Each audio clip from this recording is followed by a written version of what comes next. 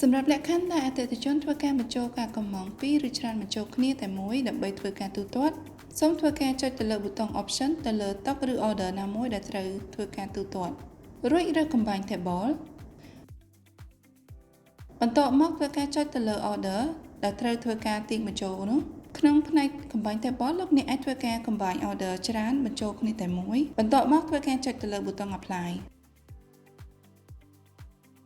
សម្រាប់អតិថិជនក្រុមតែមួយដែលត្រូវអង្គុយច្រើនតុលោកអ្នកអាចធ្វើការកំណត់ជាតុក្រុមតែមួយជាស្រេចដោយធ្វើការកម្មង់ចេញពីតុណាមួយនៅក្នុងក្រុមរួចចុចនៅលើលេខតុដែលនៅផ្នែកខាងលើធ្វើការចុចទៅលើប៊ូតុង Switch ទៅផ្នែក Change Table នោះកម្មវិធីនឹងបង្ហាញនៅមុខងារ Merge Table ឬការបង្ហាញតុជាប្រភេទប្លង់តុឬជា List ធ្វើការជ្រើសរើសប្លង់តុបន្ទាប់មកសូមចុចទៅលើតុដែលស្ថិតនៅក្នុងក្រុមតែមួយរួចចុចទៅលើប៊ូតុង Choose គឺជាការស្រេចសម្រាប់ការ Merge Table ឬការបញ្ចូលតុជាក្រុមតែមួយលោកអ្នកអាចធ្វើការបញ្ចូលបានសម្រាប់តែតុដែលនៅទំនេរតែប៉ុណ្ណោះចំណែកការ Combine Table លោកអ្នកអាចធ្វើការបញ្ចូលគ្នាបានសម្រាប់តែតុដែលនៅជាប់រវល់ដូចគ្នាតែប៉ុណ្ណោះ